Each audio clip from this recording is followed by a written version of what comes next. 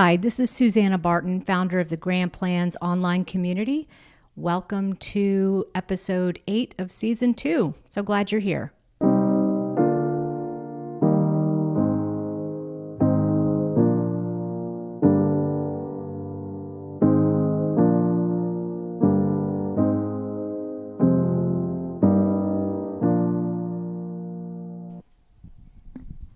Hi, this is Susanna Barton. I'm the founder of the Grand Plans online community, and this is season 2, episode 8. And I'm sitting here today in the very beautiful sanctuary of an office place of Heather Bayfield. She is the founder and president of Life Management Advisors, and she just does so much good for so many people.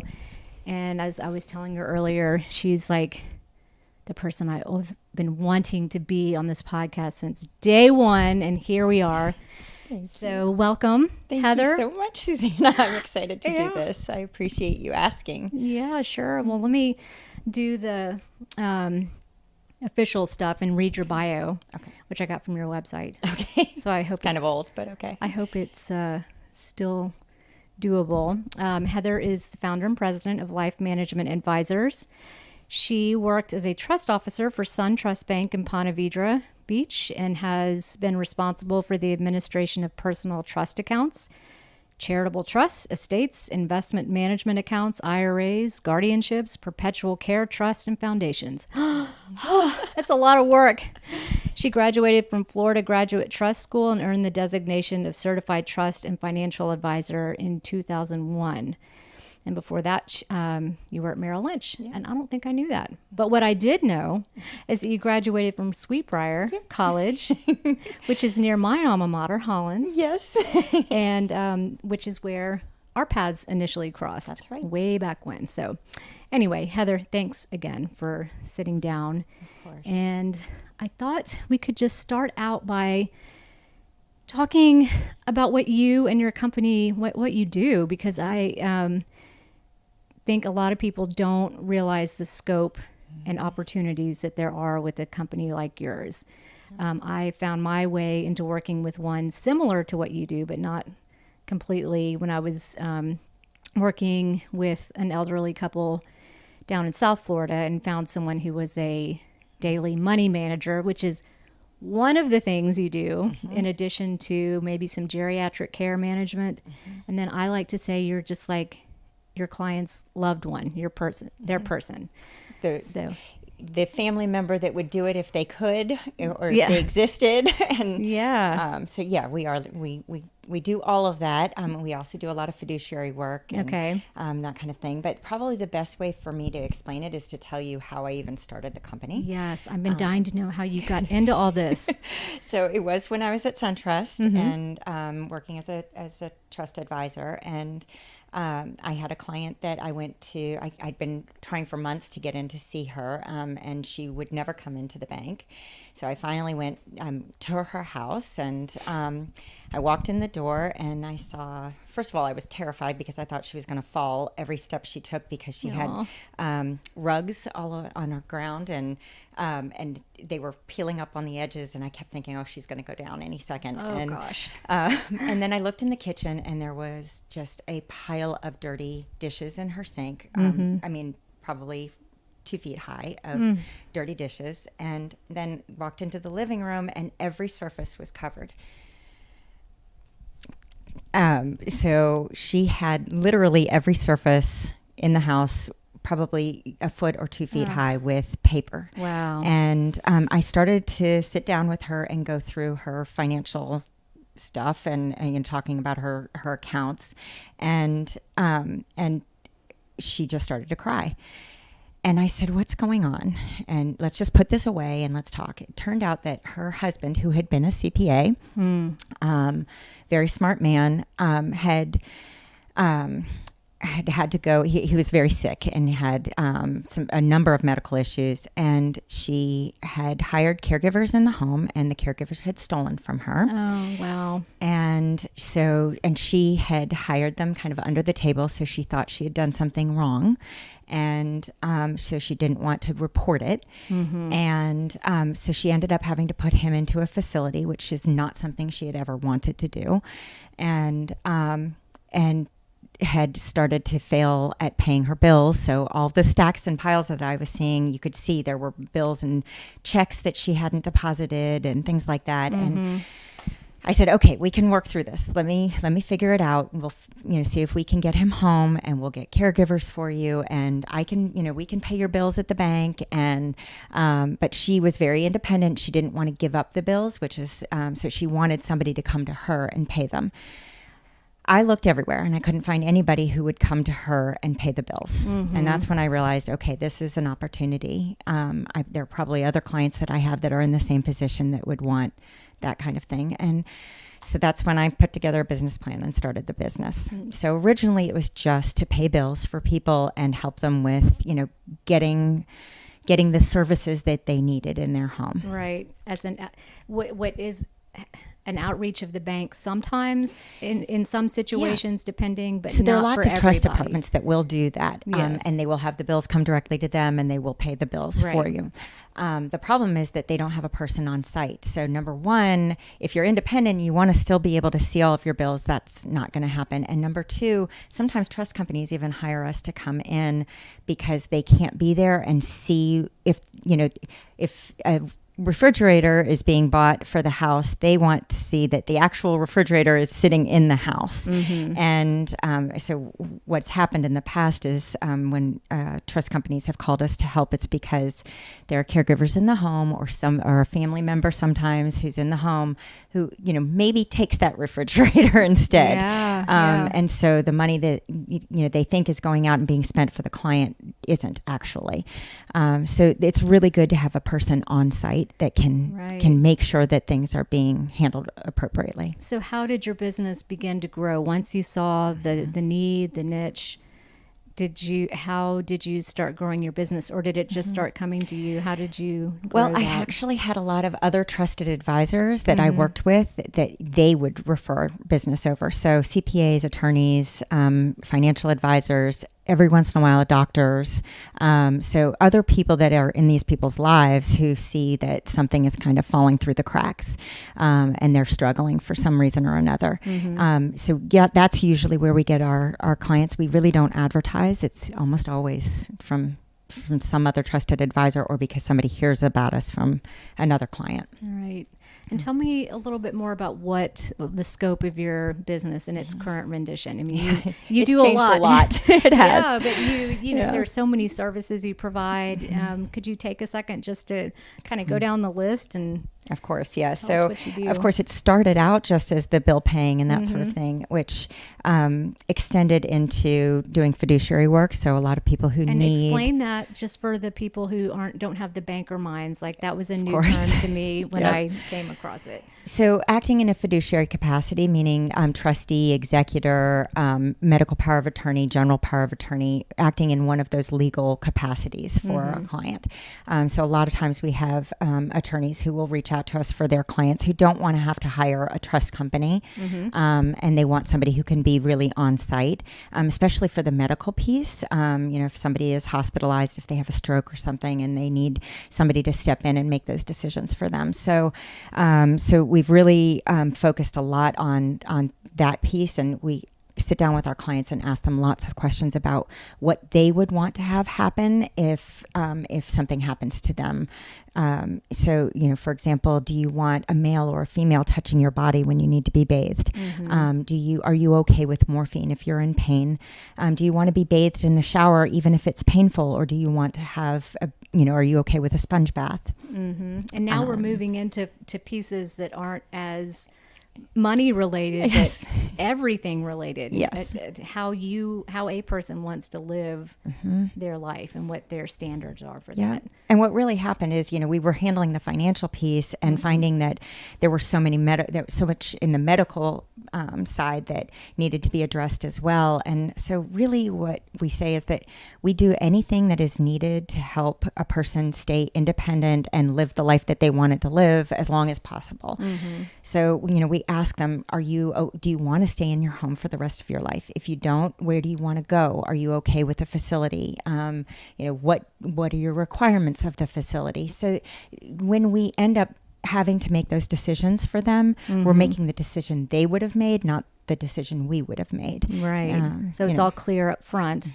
And then as things change, which they do sometimes by the day, and that you know what in their right mind, as what they would have with chosen. clarity, what they would have chosen. Yeah, That's right. That's great. So the business really has expanded also from the financial side to the medical side, and eventually we ended up starting care management advisors as well, which is the nurse staffing piece. So we are now a nurse registry.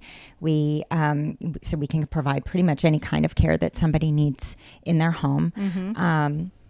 And we've got about 90 caregivers on staff as well. Wow, Heather. Yeah. I don't think I knew that part. That's a lot of people. It is. It's a lot of people do you and call that a lot of really great company? people. It is. Okay. They're, kind of we manage everything under the same roof. When you sign a contract with us, you can do any piece of it that you want and need. But if you decide you want to use an outside agency, we are happy to work with any agency. Same thing with the financial side. If you want us just to provide the care, but you have other people to handle the financial side, that's fine too. So. Wow. So as someone moves along in their aging journey, you can help direct them to different levels of care and services as needed. Yep. Even if they decide they want to go to a facility, we can help make sure that they are getting to the right place and that they have the services that they need. A lot of times, a lot of the facilities will say that they can handle everything once you go there, and that's really not the case. So people need to be prepared that you might still be in a situation in an assisted living where you're one of 10 or 12 people on a floor being taken care of by one CNA. And that means that you might be the 12th one that they get to when you need to go to the bathroom. So if that's not okay for you, you might want to have somebody, a caregiver coming in a few hours a day to, even if it's just to get you out to doctor's appointments or, out for lunch and have activities or go shopping and that sort of thing. So even when you're still in a facility, we have a lot of clients who have extra help. Right. Wow. That is a lot of moving parts. Yeah. And a lot of people, I don't even know how a person manages. I mean, that's a lot of hours. Different caregivers are coming in, different financial needs. You're really keeping track of a heck of a lot. Is that hard or? It is. Yes, it gets very challenging, and the people become very much a part of your life because you're dealing with the everyday issues that come up constantly. If a medical issue happens and they're hospitalized and, we need to get to the hospital to see them or, even if they're still in their own home, but they have a housekeeper that, doesn't show up or, somebody's trying to take advantage of them in some way, we have to be on top of it all the time. So we're kind of that family member that doesn't exist or can't do the job. I've had one client who had his son was in Japan and his son actually hired us so that he would know that his dad was taken care of here. How often does that happen? I mean, you have your clients are the end user, I assume, but and then your relationship, is it with the son who's in Japan? Is it with the trust company? I mean, it totally depends on the client. So, and who brought us in originally. So, the bottom line is that the client gives us permission to speak with whomever they are okay with us communicating with. Okay. So the client is our client and we always work with them. But a lot of times, a family member has really been the one to initiate it. And it's really a gift for the family member to know that there's somebody in place and always able to watch and step in whenever there's a problem. So So a lot of clients want us to speak directly to the family members. Sometimes, unfortunately, the family member is the predator and we're protecting the client from the family member. Gosh, how do you work that? That's hard. That's when That is really hard. yeah, and I would think there are legal issues too with who has the right to make those choices, and I imagine there's some POA type stuff happening, and yeah, that's a lot to navigate too. It is. And we're always very careful. We will always defer to if we are power of attorney with a client's family member. And is that the case a lot of the time? Sometimes we share power of attorney with them. Yep. Okay. So they put us in place so that there's a person locally that can handle things and handle the day-to-day work. But we share the power of attorney with the with that family member or another person. And then we'll just communicate with them and then defer to them if we have a difference of opinion on something. But a lot of times, unfortunately, the client hires us because they don't want the son or daughter or other family member to be the one making those decisions for them for one reason or another. Yeah. And so we have to protect the client from that person. Sometimes that person's really not involved and it's not a hard job. But sometimes they want to know what's happening. And we are there to protect the assets or to protect the physical well-being of the client. And we have to keep that separation. So it can be very challenging. Yes. Yeah. Who is a typical client? Can you give me just like a pretend situation for maybe one or two of your clients? What their everybody life comes in is? for a different reason every time. I mean, I really truly every client is unique and what their needs are and what is painful for them at the time that they start with us. Right. Usually down the line, 5-10 years down the line, they all kind of look similar. So, they come in because of one issue, one problem, and we address that. And then over the years, as their health declines, we end up doing pretty much the same thing for everybody. So most of our clients have us manage their finances, pay their bills, go over their financial statements with them on at least a monthly basis. And, make sure that their taxes are paid. If they have estimates, we handle that. We make sure that we get all of the tax work to the CPAs at tax time, and that they're addressing any issues that they have. We deal with medical claims management and that sort of thing. So pretty much anything financial that they need, we'll start helping them with over time.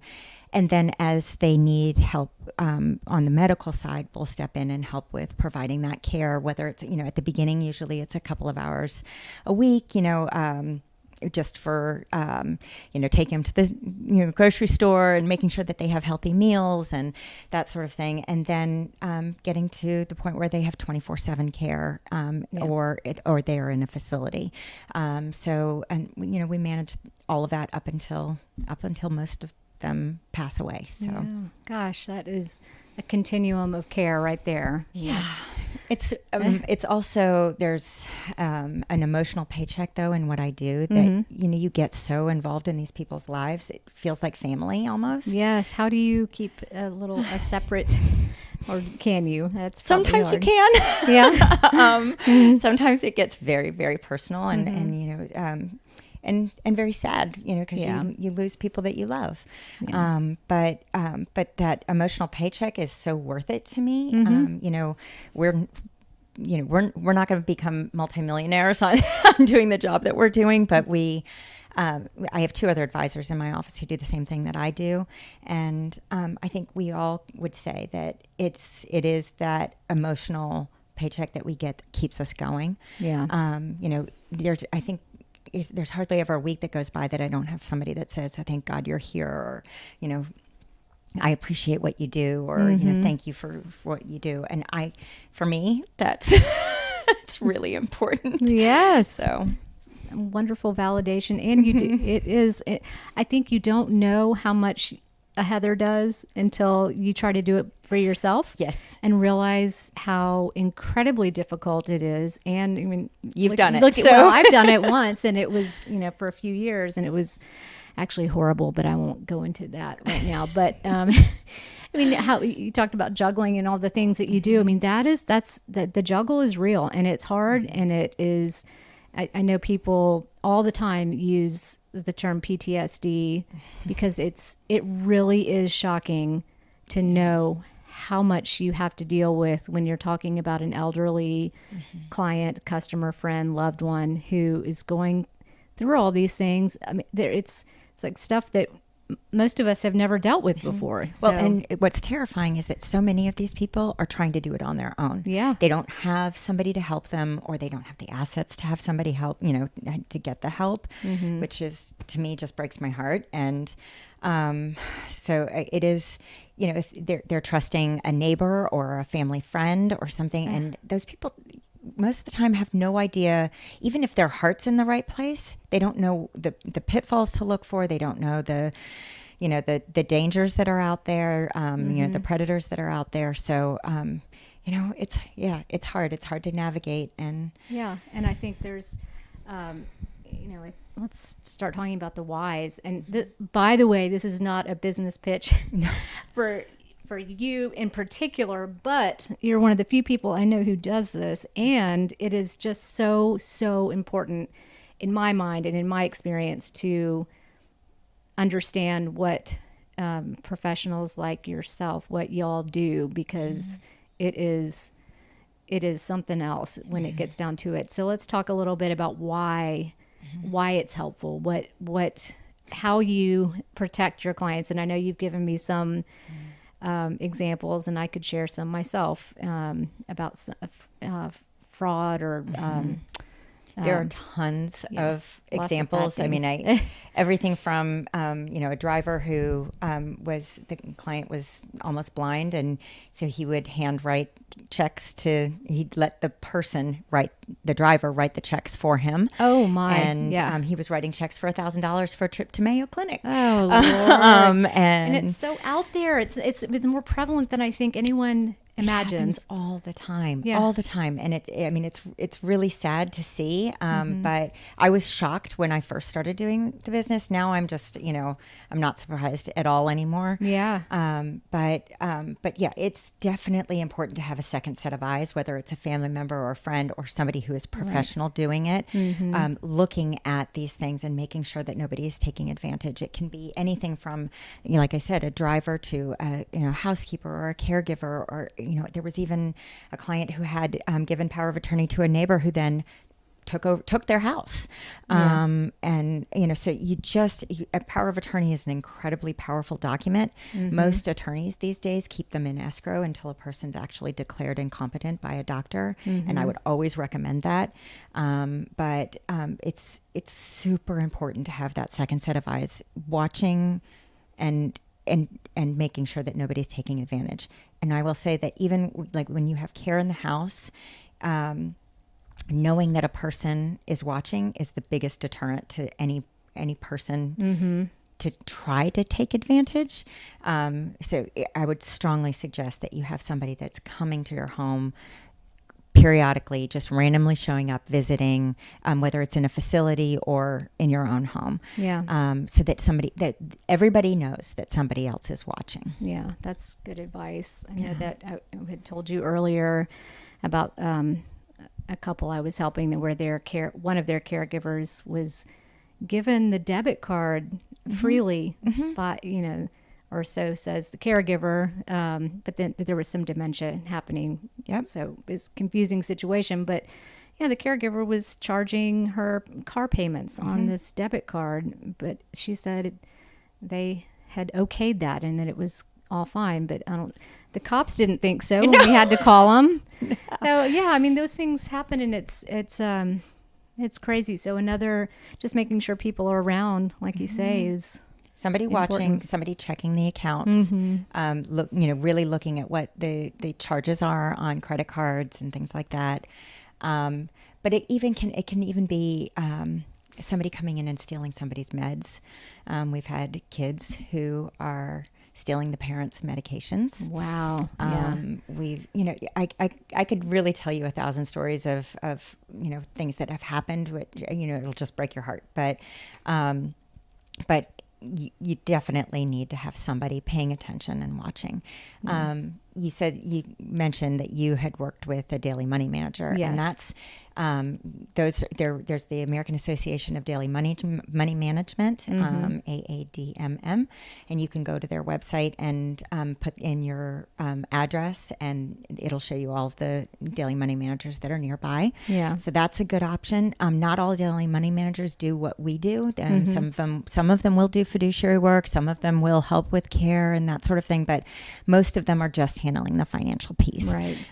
But it does bleed in very easily and very quickly when you're talking about money for caregivers or money for this and such. The one we worked with, that happened a lot. It's Yeah. like, oh, yeah. Well, and if I can, I'd like to give another suggestion. There's a company called TrueLink that does a credit card, specifically for your situation. But that you can set the card up for a client or a family member, and then it costs, I think, $10 a month, and you can transfer money from their bank account onto the card. So it's a certain amount that's on the card. For most of my clients, I use $300 or $400 a month, and then the caregiver has access to that card.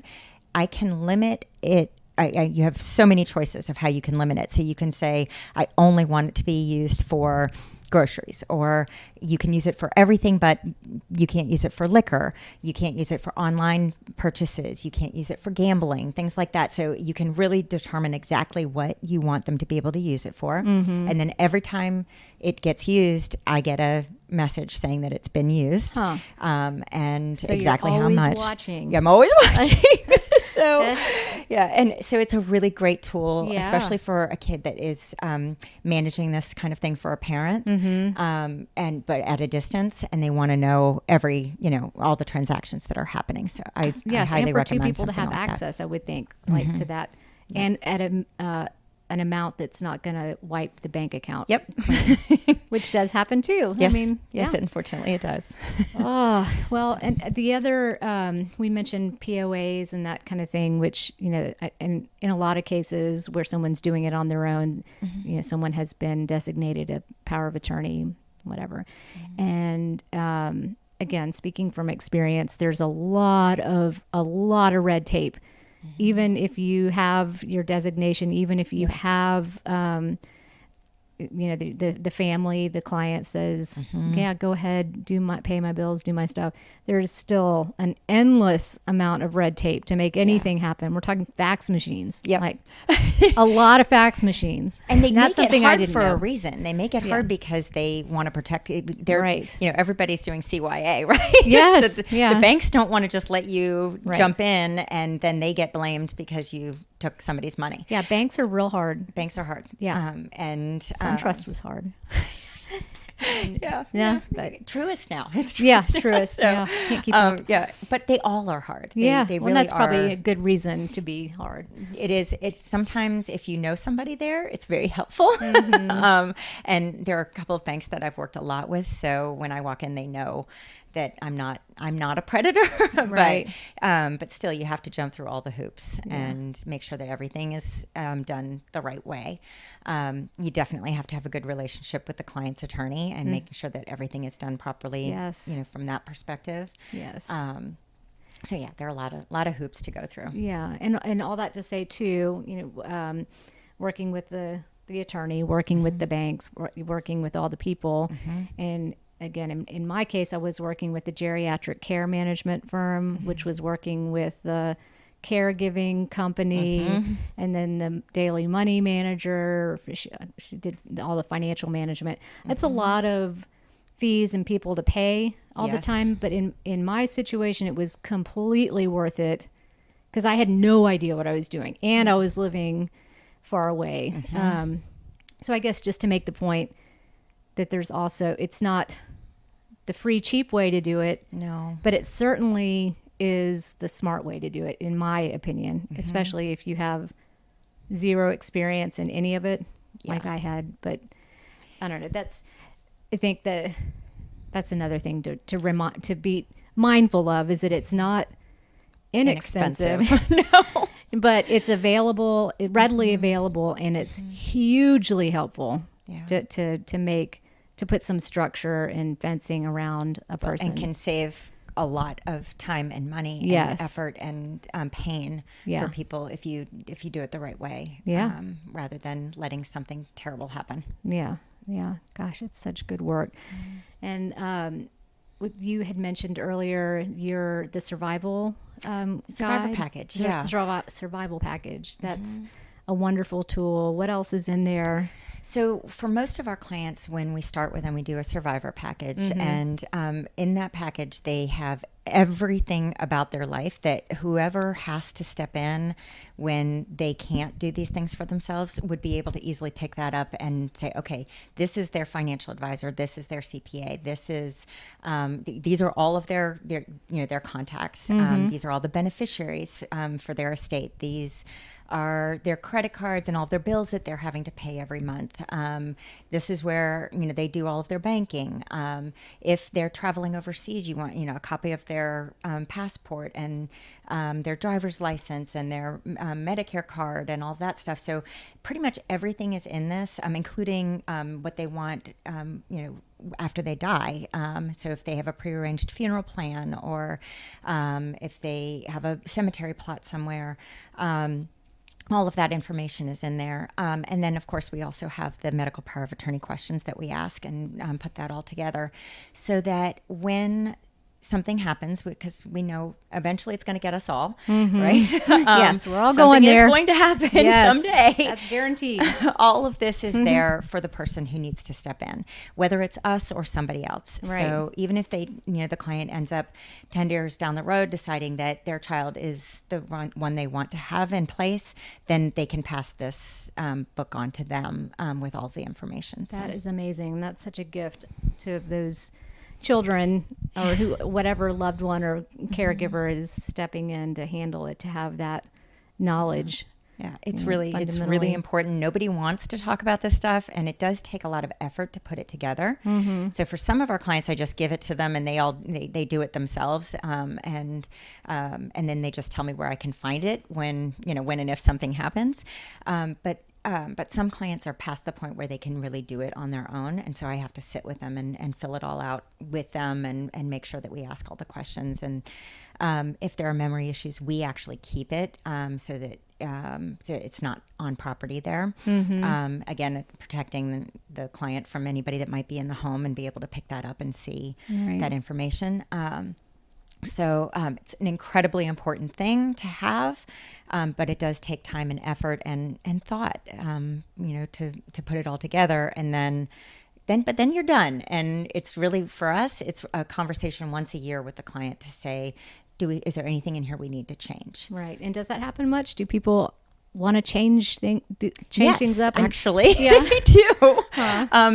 As they grow older and they see other things happen, they might have a change of heart and how they want to be managed at that time.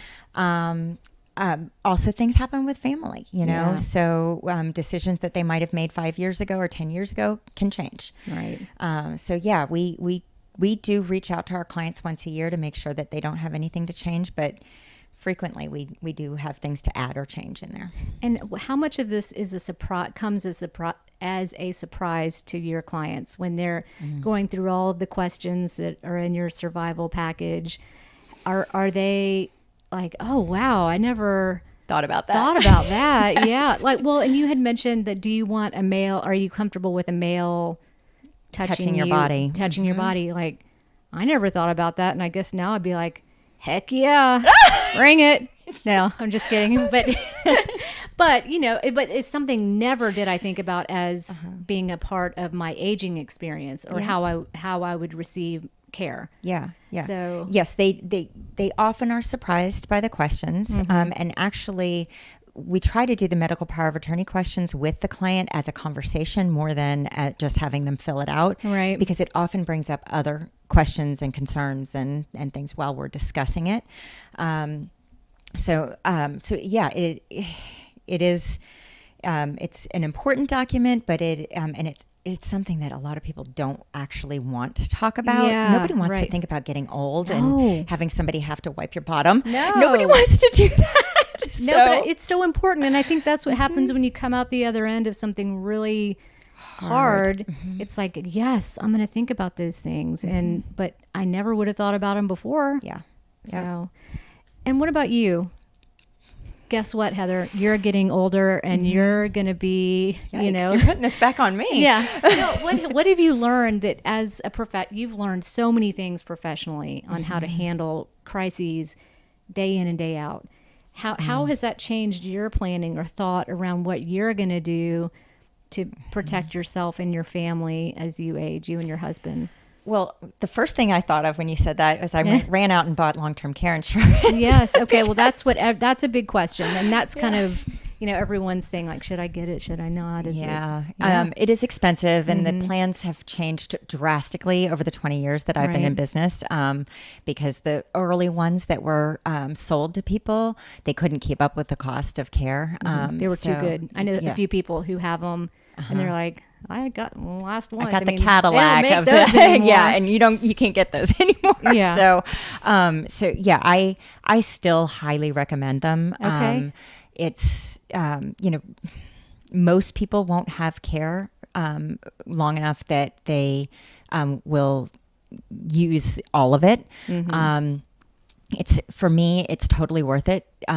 Honestly, I don't want my husband wiping my butt. Yeah. I don't want to have to rely on him to do that. And that sounds crass, but I think that is a lot of people's measure. Like that's where they draw the line. I do. I mean, I don't want that either. And I certainly don't want my kids doing it. Yeah. I mean, it changes the relationship that you have with your parent or your child when they're the ones actually providing that care. And I know I'm not going to be able to afford 24-hour care without a long-term care insurance plan. So for me, it was a necessity. Some people can self-insure, and that's great. Right. They don't. To underscore, caregiving in the home, home health care, 24/7 is very, very, very expensive. So I can tell you what we charge is right now we are charging $24 an hour. We pay the caregivers $20 of that.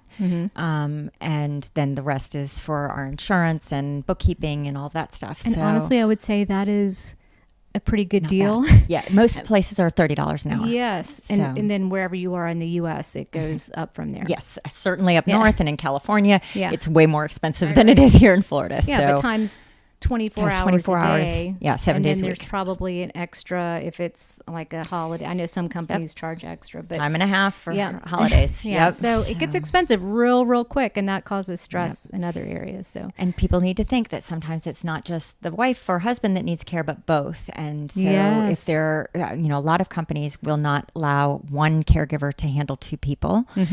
So depending on the company that you're choosing, you might have to have two caregivers on at the same time if it's for two different people.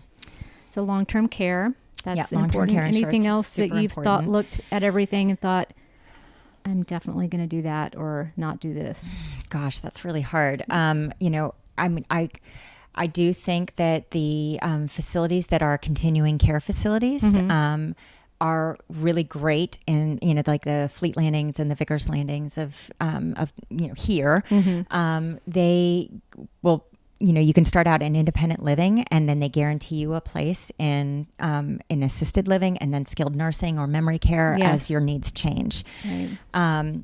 Please understand, I'm not saying that they're going to be able to handle everything for you. But they can provide the care that you need. So getting into one of those places early on is great. Most of them will have you do a small deposit that is fully refundable, and so you pay the deposit, and it's really like an umbrella. You've got a backup if you decide that you can't stay in your home and you need to go somewhere. So you put the deposit down on the place, even if you're not there yet. Yep, exactly. So annually? No, it's a one-time deposit. At least right now, the way most of them work right now is you pay this one-time deposit. I can't remember what they are right now. It's maybe $10,000. Okay. You pay the deposit and it's fully refundable. So, and at least with the two that I mentioned, they will, when you get to the top of the list, they will call you and say, okay, we have a house available for you that you were interested in? Do you want it? And you can say no, and you still stay at the top of the list. Oh, yeah. So you can put it off for as long as you want and still stay on that list with them. That's a good idea. I'm doing that for sure. That sounds like a real, like low-hanging fruit, smart thing to do. Yeah. It's another insurance plan, really. So, Yeah. So those are things I would do. And then making sure that you have a survivor package, whether you used us or you can make up your own. So you do not need us to do that. You can just make sure that you put every possible thing that you can think somebody might need, your passwords. That's a big one that people forget. Yeah. Just names and contact information for everybody. Just make sure that that's somewhere easily accessible for whoever you choose. Yeah. Have your plan in place. Yeah. Your grand plan. Your grand plan. Yes. Well, it's so interesting, Heather. I just think the world of you and what you do, and I really appreciate you taking the time to talk to me today and to share all your great thoughts and experience. It's really amazing. So thank you for asking me to do this, and thank you for all the work you've done on your other podcasts. I know it's really helpful for a lot of people. So, well, it's not fun to talk about, but sometimes it is fun when you talk to fun people like you. Thank you. So, anyway, thanks, Heather. Okay.